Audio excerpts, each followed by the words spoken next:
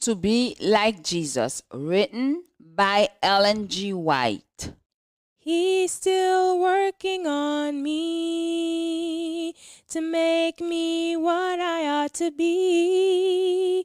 It took him just a week to make the moon and stars, the sun and the earth and Jupiter and Mars.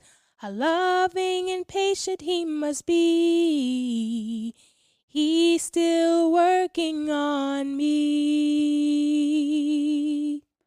Repenting, then growing. December 14th. God's people are polished stones in his spiritual temple. Therefore the Lord will wait, that he may be gracious to you, and therefore he will be exalted, that he may have mercy on you. For the Lord is a God of justice. Blessed are all those who wait for him. Isaiah 30, verse 18.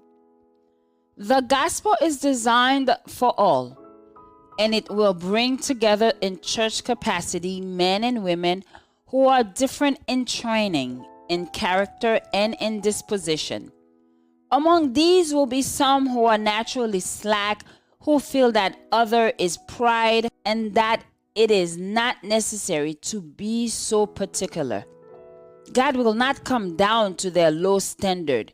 He has given them probation and the necessary direction in his word, and he requires them to be transformed to perfect holy characters.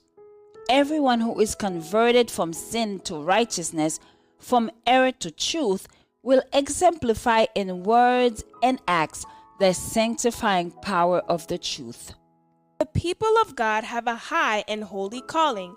They are Christ's representatives. Paul addresses the church in Corinth as those who are sanctified in Jesus, called to be saints. Says Peter, "Ye are a chosen generation, a royal priesthood, a holy nation, a peculiar people, that ye should shew forth the praises of him who hath called you out of the darkness and into his marvelous light." These passages are calculated to impress the mind with the sacred, exalted character of God's work, and with the high and holy position his people are to occupy. Could these things be said of those who do not seek to be refined by the truth? The Jewish temple was built of hewn stones quarried out of the mountains, and every stone was fitted for its place in the temple, hewed, polished, and tested before it was brought to Jerusalem. And when all were brought to the ground, the building went together without the sound of an axe or hammer.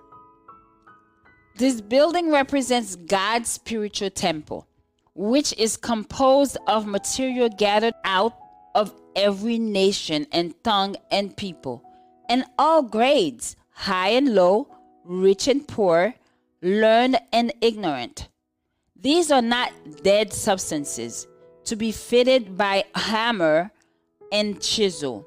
They are living stone quarried out from the world by the truth.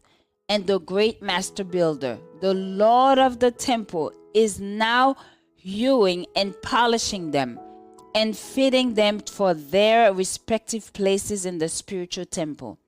When completed, this temple will be perfect in all its parts, the admiration of angels and of men and women, for its builder and maker is God.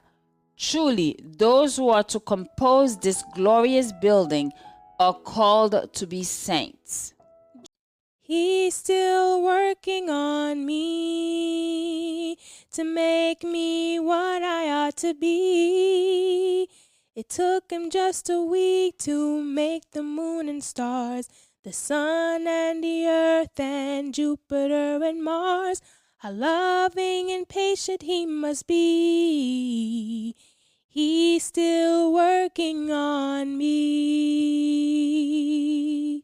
Join us tomorrow for another devotional reading by God's grace. May we return to the Lord with a repentant heart, for day by day we will grow in him.